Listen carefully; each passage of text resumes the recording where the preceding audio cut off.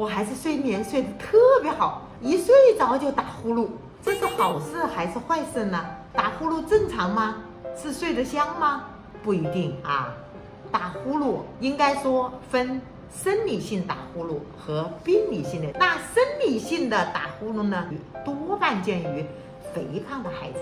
你把肥减下去了，呼噜就好了，就是减肥，一定要减肥。另外呢，鼻部的疾患也可以引起打呼噜，比如说鼻炎犯了，对不对？堵了，它肯定打呼噜。还有腺样体肿大，这个腺样体在鼻的后部，它肿大以后引起呼吸的不畅，也会打呼噜。我们说所有的孩子几乎都会有腺样体的肥大，只是肥大的程度不同，有的影响到呼吸、睡眠、生长发育，严重的张口呼吸，久而久之会形成腺样体面容，嘴唇外翻、增厚，孩子蛮漂亮的孩子变成一个丑孩子了。